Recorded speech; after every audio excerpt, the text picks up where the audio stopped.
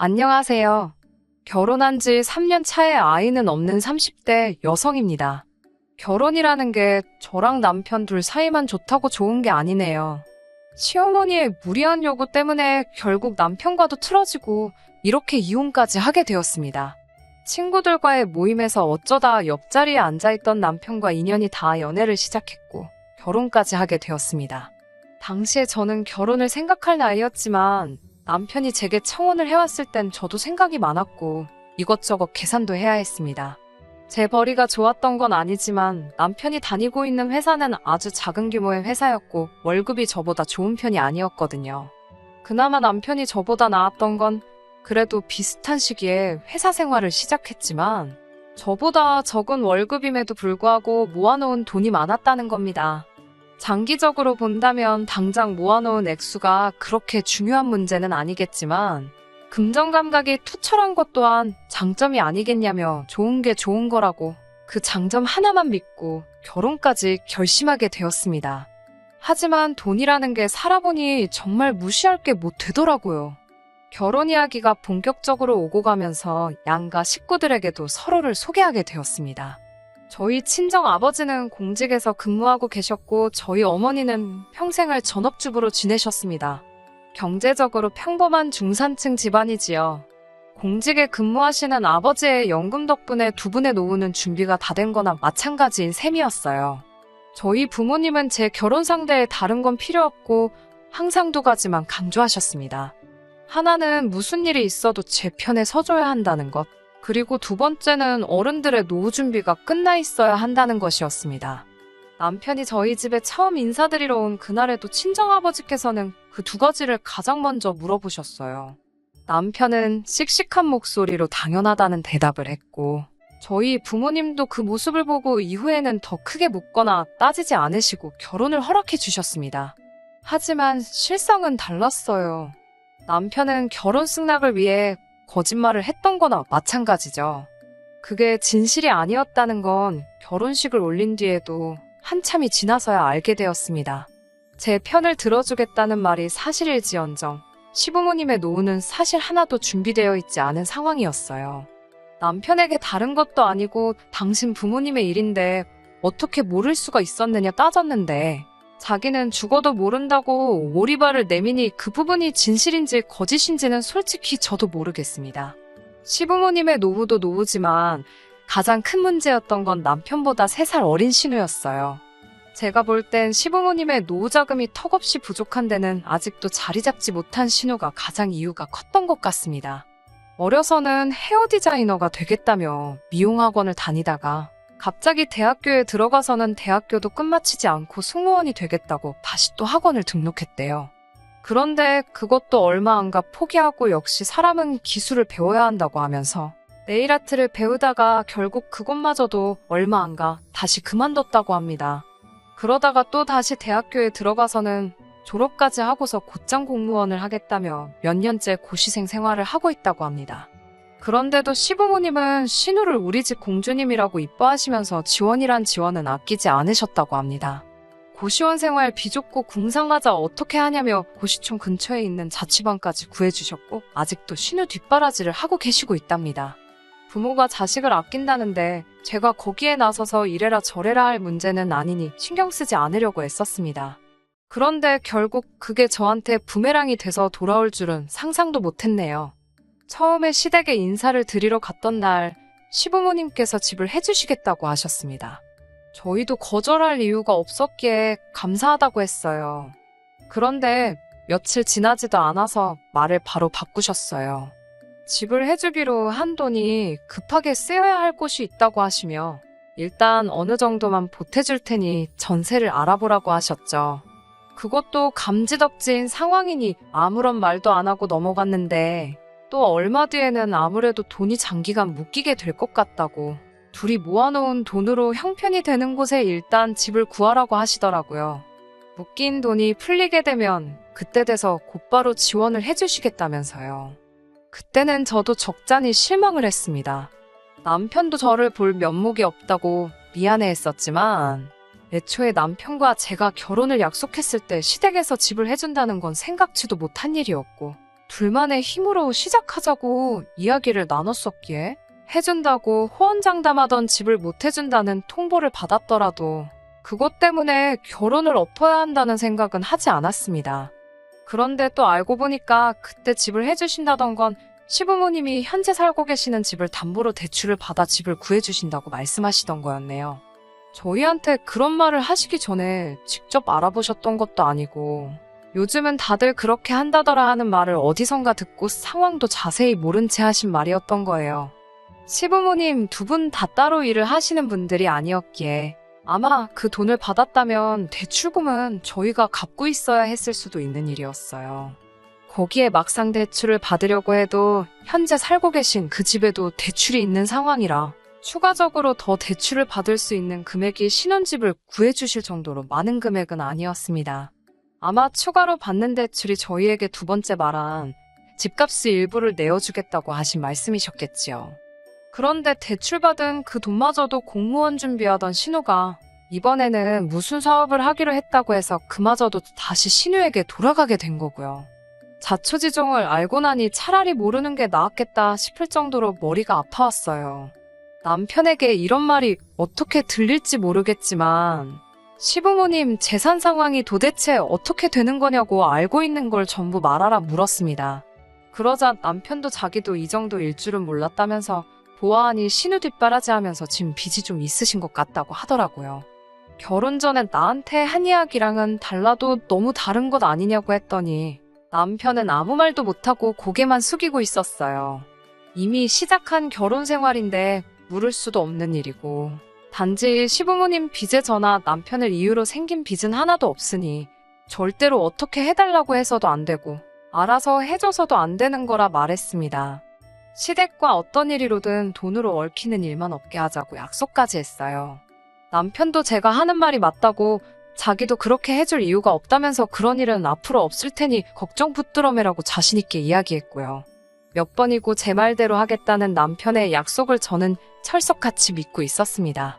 시부모님의 지킬 수 없는 약속 때문에 신혼집을 따로 구하지 않고 임시거처로 아파트를 월세로 빌려 지내고 있었는데 일단 급한 대로 남편이 모아놓은 돈만 가지고 작은 빌라를 전세로 구해 들어가게 되었습니다. 친정부모님이 시댁에서 집을 해준다더니 왜 그렇게 급하게 이사를 가냐는 말에는 월세로 내는 돈은 버리는 돈 같아서 조금 그렇다고 둘러댔고 나중에 시간이 지나서는 남편과 저의 벌이 합치면 양가 부모님 도움 없이도 자리 잡을 수 있을 것 같다고 그냥 저희 둘만의 힘으로 살아보겠다고 말씀드렸어요. 전셋집을 구하면서도 대출받고 싶은 마음이 굴뚝 같을 정도로 예산이 빠듯했기 때문에 혼수를 많이 생략했는데 친정부모님께서 그럼 혼수라도 다 해주고 싶다고 그건 어떠냐고 하셨지만 남편이 괜히 기죽을 것 같다는 생각에 그마저도 제가 거절했습니다. 시댁의 지원은 없었던 일이나 마찬가지였지만 새 집을 구할 때도 여전히 남편이 모아놓은 돈으로 대부분 해결이 가능했기 때문에 그냥 둘이서 잘 살아보자 다짐하고 저희들 힘으로 잘 해보고자 하는 생각이었어요. 비록 전세이긴 했지만 그래도 양가 어른들을 모시고 집들이도 했습니다. 일정 조율이 어렵기도 하고 어색한 분위기 때문에 불편하실 것도 같아서 따로따로 모셨습니다. 친정부모님은 원래 시작하는 부부들은 고생 좀 해도 된다고 하시면서 그래도 둘이 이만큼 해놓고 산다 하니 기특하다 하셨습니다. 하지만 시부모님의 반응은 달랐습니다. 이런 코딱지만한 집에서 어떻게 사냐면서 그러니까 고집 부리지 말고 친정에서라도 도움 좀 받지 그랬냐 하시더니 그냥 당신들 집에 들어와서 살라고 할 걸 그랬다고도 하시며 자꾸 듣기 싫은 소리만 하시더라고요. 게다가 제가 뒷이야기를 안다는 걸 모르셨는지 돈을 어디다 투자를 했는데 그 돈이 묶여가지고 집을 못 사줬다면서 또 쓸데없는 변명을 늘어놓으시는 거예요. 체면치레로 하시는 말씀 같긴 했지만 엄연히 거짓말인데 아무렇지 않게 하시는 그 모습이 어이없었어요. 그 이후로 이혼을 결심하기까지 정말 열심히 살았습니다. 아무리 제가 돈을 잘 번다고 해도 남편 수입이 워낙 적기도 하고 불안정하다 보니 마음을 편히 가질 수가 없었습니다. 저는 못해도 5년 내로 작은 아파트라도 사서 전세살이를 끝내고 싶었고요. 그래서 정말 절약하며 살았습니다. 다행히 남편도 알뜰한 편이라서 그 때문에 서로 마음이 상하거나 하지는 않았어요. 남편은 그달그달 벌어온 돈을 저에게 전부 주었고 그럼 저는 그 돈에서 딱 50만 원만 빼서 생활비에 썼습니다. 제가 번 돈에서도 똑같은 금액을 빼서 생활비로 썼고요. 나머지는 가족 행사나 명절이 없으면 전부 모으는 식으로 한마디로 무식하게 돈을 모았습니다. 없으면 없는 대로 안 쓰고 있어도 있는 대로 안 쓰는 방법으로요. 투자 같은 건 꿈도 꿀 수 없었고 목표 금액을 모으면 그때 가서야 한번 시작해볼까 그런 생각을 하던 차였습니다. 그러다 얼마 전이었어요. 평소에 잘 알고 지내던 부동산에서 좋은 매물이라며 하나를 보여줬는데 마음에 쏙 들더라고요. 전세 계약 기간도 끝나가고 잘 됐다 싶었습니다. 전세금을 돌려받고 저희가 모은 돈까지 다 합쳐도 좀 부족해서 추가적으로 대출을 더 받아보려 알아보는 과정에 남편이 저 몰래 월급의 일부를 숨기고 있었다는 사실을 알게 되었습니다. 여기까지만이라면 어찌어찌 이해할 수 있었을 겁니다. 남편이 월급을 저에게 전부 주고 있었고 저는 아끼고 모은다고 남편에겐 용돈을 최소한으로 주고 있었거든요. 남자가 사회생활하는데 비상금 어느 정도 빼돌린 건 눈 감아 줄 만한 일이라고 생각했습니다. 차라리 본인이 필요한데 썼으면 열이라도 안 받았을 것 같은데 남편이 저에게 숨기고 빼돌리고 있던 돈의 대부분이 전부 시댁으로 들어가고 있었다는 사실을 알게 된 겁니다. 한 달에 40만 원에서 50만 원 사이에 큰 액수가 매달마다 저도 모르는 사이에 시댁으로 흘러들어가고 있던 거였어요. 제가 최대한 아끼며 산다고 궁상맞다는 소리를 들을 정도로 허리띠를 졸라매서 살아온 건 사실이지만 그렇다고 명절이나 양가 어른들 생신, 어버이날 등등 자식된 도리로 챙겨야 하는 날들을 건너뛴 적 한 번도 없었습니다. 오히려 남편이 자기의 월급을 전부 저한테 주고 있다는 생각을 해서 같은 날에 챙겨드려도 비교적 여유가 있는 친정보다 시댁에 좀 더 신경을 썼어요. 모자라거나 더 드리는 부분을 제가 더 부담하는 식으로 하고 있었습니다. 정황상 남편이 월급의 전부를 저에게 다 보내주고 있다고 믿고 있었지만 제가 돈 관리를 한다고 그 돈을 제 개인을 위해 써본 적은 한 번도 없고 전부 다 적금을 들고 있었거든요. 그런데 남편이 제게는 단 한마디의 상의도 없이 독단적으로 받는 월급을 숨겨 그 일부를 시댁에다가 보내고 있었다는 사실에 실망감을 감출 수가 없었습니다. 그동안 저 몰래 시댁으로 보내준 돈이 결혼한 기간으로 치면 1,000만 원이 넘어갈 정도의 거금이었거든요. 배신감에 소름이 다 끼치더라고요. 퇴근한 남편에게 최대한 차분한 목소리로 이게 어떻게 된 일인지 설명해보라고 했습니다. 그러자 남편이 이제 다 걸려서 어쩔 수 없다고 생각했는지 저에게 솔직히 털어놓더라고요. 시어머니께서 신우 때문에 대출을 받았는데 상환할 능력도 안 되시고 신우는 배째라는 식이라 자기가 보태준 거라고요. 결혼할 때 하나도 도와주시지도 않았는데 어떻게 이러실 수가 있냐고 하니까 미안하다면서 그래도 가족이 힘들다는데 자기도 어쩔 수 없었다고 그러더군요. 남편에게 이건 부부간 신뢰의 문제라고 저한테 물어라도 봤어야 하는 거 아니냐고 따졌습니다. 그러자 소잡아먹은 귀신이 붙은 것 마냥 남편은 입을 꾹 다물고 한마디도 하지 않더라고요. 아마 이때부터 저도 마음속에서 남편에 대한 마음이 조금씩 달라졌던 것 같아요. 사는 게 좀 쪼들리고 고생스러워도 남편과 둘이 언젠간 더 크게 행복할 거라 믿었기에 참고 또 참았던 건데 이렇게 뒤통수를 맞으니 너무 아프더라고요. 그 와중에 시어머니 생신이 돌아왔습니다. 예전 같으면 용돈과 선물을 준비했을 테지만 이번만큼은 그러고 싶지 않더라고요. 치사하게 들으실 수도 있지만 제 나름대로 남편이 저 몰래 시댁에 보낸 그 1,000만 원에서 얼마씩 제하려고 계산을 했던 거예요. 어차피 시댁에 들어갈 돈이었다고 최대한 좋게 넘어가 보려고 한 거였습니다.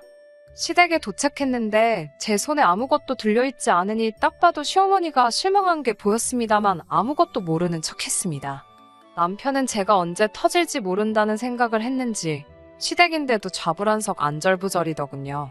시어머니와 대화를 나누던 중에 새 집으로 이사를 간다고 들었는데 그 짧은 시간에 돈을 그렇게나 많이 모았냐고 물어보시더라고요. 지키지도 못할 말 해서 인생 계획을 미루게 만든 장본인이 누군데 뻔뻔하게도 그런 소리가 나오나 싶었지만 꾹꾹 눌러 참으며 모은 돈만으로는 부족해서 대출을 알아보고 있다는 대답을 했습니다. 저는 거기서 오히려 저희에게 조금 미안한 감정이라도 느꼈으면 하는 마음이었어요.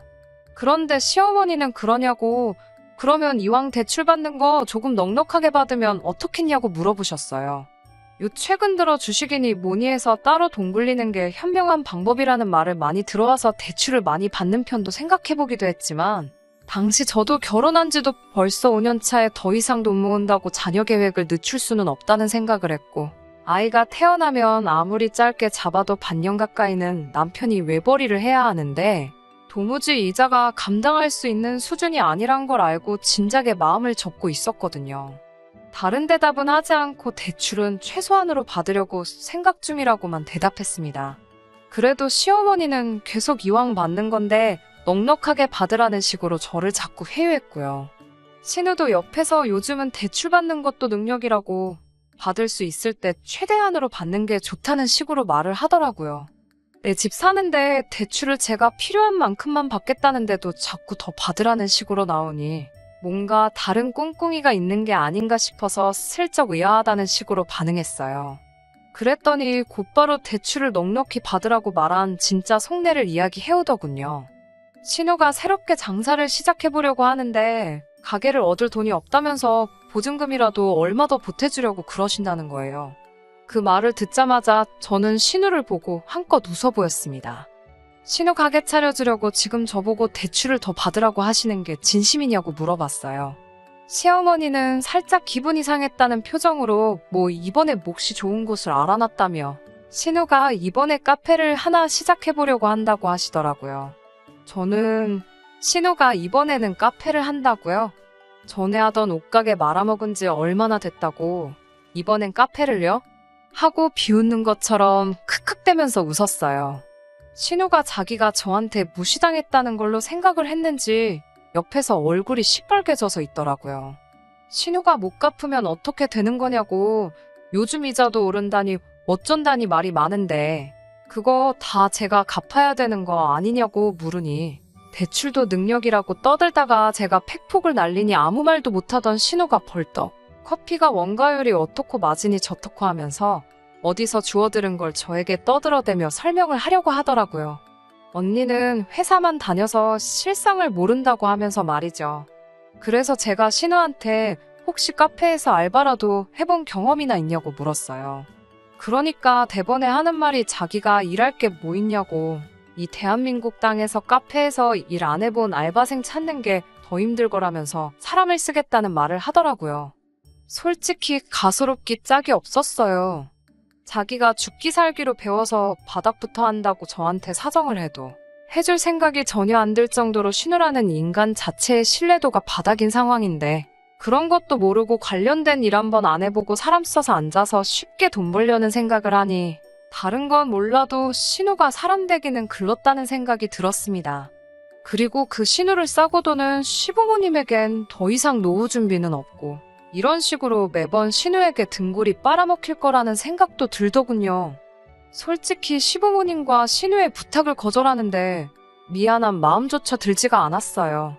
여태까지 신우의 전적이 화려한데 그동안 제가 아무 말도 안 한 건 전부 시부모님 돈으로 자식 뒷바라지 해주신 거여서 아무 말도 안 한 거라고 말했죠. 그래서 해주기로 한돈 안 주셨어도 아무 말도 안 했던 거였다고요. 그런데 그동안 남편에게서 소액이지만 매달 신우가 말아먹은 사업 문제로 돈을 받아왔고 그것 또한 좋게 넘어가려고 하고 있는데 제가 제 이름으로 대출까지 받아 신우에게 줘야 되냐고 그렇게는 못하겠다고 딱 잘라 대답했습니다. 그러니 시어머니는 저보고 그놈의 돈밖에 모른다고 화를 내시더라고요. 우리 아들이 벌어오는 돈 전부 다 가져다가 쓰면서 힘든 가족 위해서 도와주는 게 그렇게 어렵냐고 하시더라고요. 어머님한테 아들이 벌어오는 돈이 얼만지나 아시냐며 그마저도 한동안 그 돈 뜯어먹고 계시지 않았냐고 한마디 했어요. 신우는 분위기 파악도 못하고 이번에는 진짜들 사업이라면서 저에게 자꾸 할 생각도 없는 투자를 강요하더군요. 오히려 저한테 어차피 언니 돈도 아니지 않냐며 빌릴 수 있을 때 좀 더 빌려달라고 하는 건데 뭐가 그렇게 어려워서 자기 돈인 것 마냥 유세냐는 식으로 말을 하더라고요. 너는 그게 문제라고 네가 스스로 벌어놓은 돈이 하나도 없고 남이 돈 쓰는 게 당연하다 생각하니 동기한 줄 모르는 거 아니겠냐 한마디 했습니다. 여태까지 너가 날려먹은 것만 생각해도 너네 부모는 노후가 끝나고 너네 오빠는 신혼집 번듯하게 갖고 시작했을 거라고. 제발 정신 좀 차리고 똑바로 살라고 한마디 했어요. 시부모님은 신우한테 팩폭 날리는 저를 보고 당연히 신우 편을 들며 저를 욕했죠. 이게 감히 어디서 함부로 입을 놀리냐며 당장 신우한테 사과하라고 성하더라고요. 가족이 필요할 때 도와주는 게 맞지 어디서 잘하고 있는 애 길을 꺾고 있냐면서요. 어차피 가족의 일원이 되고 싶은 마음도 없었지만 이런 식으로 남의 도움 필요할 때마다 가족 취급 받으며 원하는 대로 해줘야 하는 거라면 그냥 오늘부로 가족 안 하겠다고 말하고 시댁에서 나왔습니다. 주차장까지 쫓아나온 남편이 아무리 그래도 그렇지 네 말이 너무 심했다고 다시 그 집구석으로 들어가 자기 가족들한테 또다시 사과하랍니다. 솔직히 그때 저를 붙잡고 가족들이 절에서 미안하다 사과하는 신용이라도 보여줬다면 믿음이라도 갔을 텐데 그 말을 듣자마자 정말 마음속에 가늘게나마 남아있던 신뢰의 끈이 끊어져 버렸어요. 뭐 이런 일로 이혼까지 가냐고 하실 분들도 있지만 저는 참을 만큼 참았던 것 같아요. 더 어이없던 건 저는 어떻게든 저와 남편의 재산이 증식한 데 있어서 제가 기여한 바를 인정받아 이혼 시에 재산 분할을 받아내려던 계획이었는데 남편 쪽에서 먼저 집값과 예금의 일부를 떼어줄 테니 이혼해달라고 먼저 연락이 왔어요. 기어이 신우 카페를 차려주기 위해 급한 자금 조달을 위해서 이혼 조건을 먼저 가지고 나온 거였어요. 집 정리에다가 그 돈 가지고 신우 가게 차려줄 계획이었나 봅니다. 그래서 저는 아무런 어려움 없이 재산의 40%를 나눠 갖게 되었습니다. 여태까지 함께 해온 시간값이라고 하기에는 터무니없이 부족한 금액이지만 괜찮아요. 이젠 더 이상 더러운 꼴 참아가며 살 이유가 없어진 거나 다름없으니까요. 제가 나서지 않아도 신우는 또 한 번 실패했은 맛을 알게 될 테고 온 시댁 식구의 돈을 갈아 넣은 사업은 다시 망하게 될 게 안 봐도 뻔합니다. 이렇게 먼발치서 아무것도 안 하고 그 집구석이 망하는 걸 지켜보고만 있는 것도 충분히 좋은 복수라고 생각하네요. 이겨낼 아픔조차 없어요. 온 가족들 돈 그렇게 영끌에다가 얼마 안 가서 저렇게 온 가족 데리고 나라까지 떨어질 그 집구석을 생각하니 벌써부터 속이 후련하네요. 대체 신우에 뭘 믿고 그렇게 돈을 들이 부을 수가 있는 걸까요? 정말 가족의 정 그것 하나 때문이라면 정이라는 건 정말 무서운 것 같습니다. 쏜살처럼 빠르게 흘러간 세월은 되돌릴 수 없겠지만 지금이야말로 더 새롭고 행복한 미래를 위해 나아가야겠어요. 끝까지 들어주셔서 감사합니다.